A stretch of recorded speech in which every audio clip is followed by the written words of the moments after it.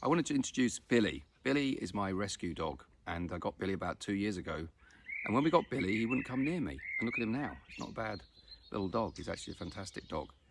And that leads on to my first point of my 9 points about how to encourage philanthropy in this awful period that we're going through. And that's to do with emotion rather than transaction.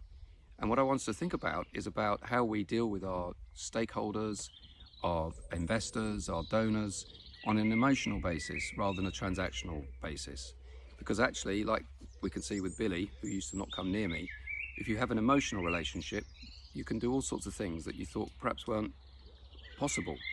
So what does this mean for philanthropy? Well, with the examples of, for example, education and universities and independent schools, in this current period of COVID, actually they become the centre of the family, and they actually ought to interact with their donors in a way that is an emotional experience. It's not about discounts of fees or discounts of service. It's about how can we create bursaries? How can we redistribute money? How can we support the community?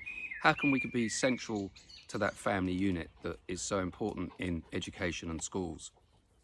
If I'm an organisation that's actually struggling with our donor community, and the donor community may be struggling to actually give money, think of the relationship in terms of an emotional relationship, not a transactional relationship.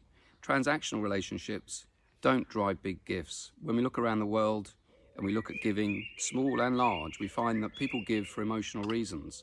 So organisations need to tap into that and think of emotional rather than transactional relationship.